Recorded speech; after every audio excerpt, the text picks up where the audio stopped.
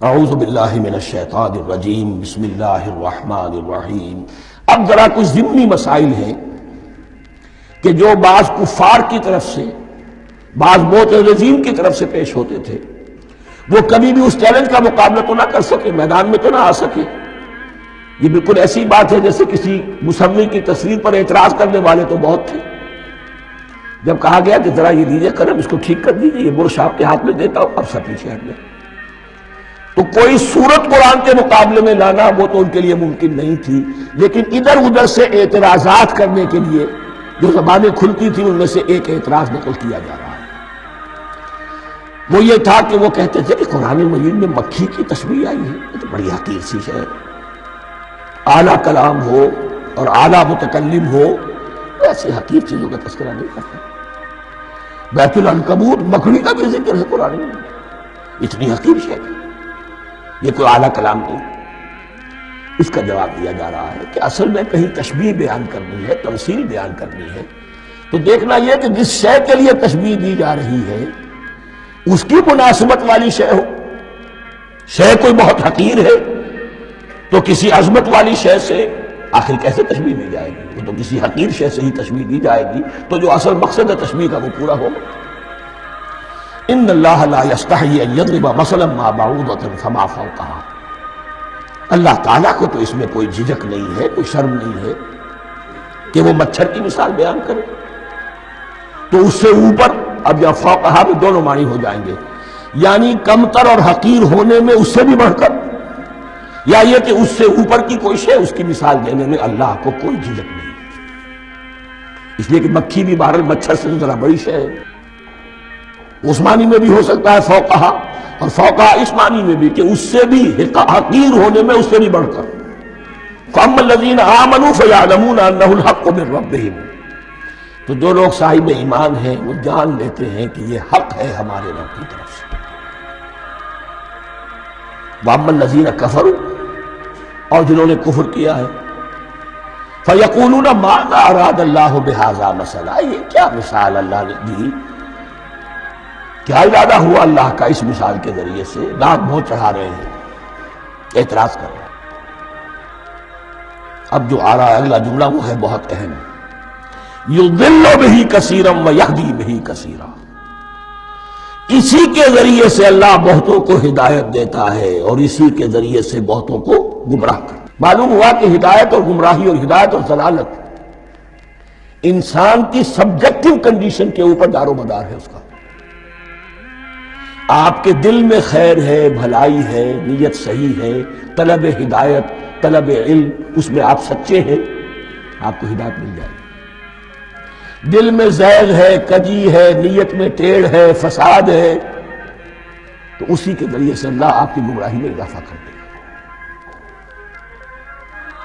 یضل بہ کثیرا ویہدی بہ کثیرا، لیکن اللہ کا یہ کسی کو ہدایت دینا اور کسی کو ضلالت دینا علل ٹپ نہیں ہے، کسی قاعدے اور قانون کے بغیر نہیں ہے۔ وما یضل بہ الا الفاسقین، نہیں گمراہ کرتا وہ اس کے ذریعے سے مگر صرف سرکش لوگوں کو،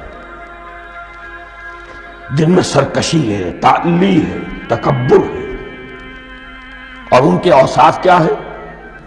الذین ینقضون عہد اللہ من بعد میثاقہ، جو توڑ دیتے ہیں اللہ کے ساتھ کیے ہوئے عہد کو، اور سب سے بڑا عہد یہ سورہ اعراف میں چل کر آئے گا، عہد الست۔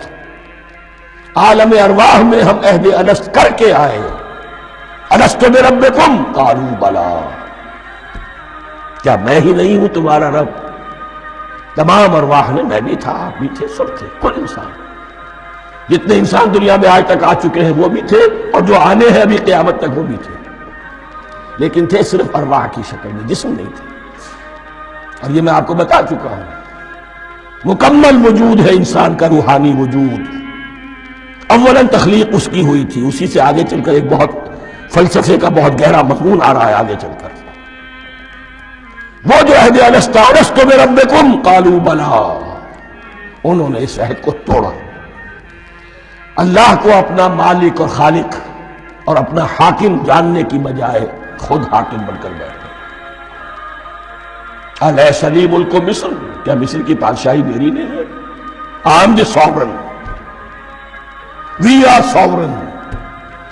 Popular sovereignty. بغاوت، سرکشی، فاسق. وما يضل به الا الفاسقين الذين ينقضون عهد الله من بعد ميثاقه ويقطعون ما امر الله به ان يوصل، اور کاٹتے ہیں وہ چیز جسے اللہ نے جوڑنے کا حکم دیا ہے. اللہ نے صلہ رحمی کا حکم دیا ہے، یہ قطع رحمی کرتے ہیں. مال کی طلب میں بھائی بھائی کو ختم کرتا ہے اس کے مال کو ہتھیانے کے لیے، اپنی ذاتی اغراض کے لیے تمام اخلاقی حدود جو ہے انسان پس و پیش ڈال دیتا ہے. اپنا تکبر، اپنے لیے تعلی.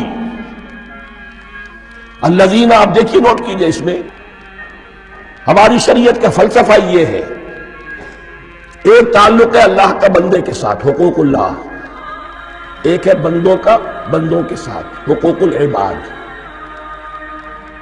اللہ کا حق کیا ہے؟ اسے حاکم اور مالک، اور حاکم سمجھو، الملک سمجھو، خود اس کے بندے بنو. انسانوں کا حق کیا ہے؟ کونوا عباد اللہ اخوانا، سب آپس میں بھائی بھائی اللہ کے بندے بن جاؤ. اور اس میں سب سے اہم ترین رحمی رشتہ ہے، سگے بھائی بہنیں. پھر دادی کے اوپر جا کر وہ کزنز آ جائیں گے، پر دادی پر جا کر اور جمع ہو جائیں گے، یہاں تک کہ آدم و حوا پر تمام انسان جمع ہو جائیں گے. تو رحمی رشتے کی بڑی اہمیت ہے. تو وہ فاسقین کے جو توڑتے ہیں اللہ کے عہد کو، اس کو مضبوطی سے باندھنے کے بعد، وَيَقْطَعُونَ مَا أَمَرَ اللَّهُ بِهِ أَن يُوصَلَ وَيُفْسِدُونَ فِي الْأَرْضِ، انہی دونوں چیزوں کے نتیجے میں زمین میں فساد پیدا ہوتا ہے. یا اللہ کی اطاعت سے باغی ہو گئے، اور یا آپس میں ایک دوسرے کی گردنیں کاٹنے لگے. اولئک ھم الخاسرون، یہی لوگ ہیں جو بالآخر خسارے میں، آخری اور دائمی خسارے میں رہنے والے ہیں. کیف تکفرون باللہ وکنتم امواتا، تم کیسے کفر کرتے ہو اللہ کا. بڑا پیارا انداز ہے. وکنتم امواتا، تم مردہ تھے، فاحیاکم، تمہیں زندہ کیا. ثم یمیتکم، پھر تمہیں مارے گا. ثم یحییکم، پھر جلائے گا. ثم الیہ ترجعون، پھر تم اس کی طرف لوٹا دیے جاؤ. یہاں وہ بات آ گئی جو آج نگاہوں سے بالکل اوجھل ہو چکی ہے.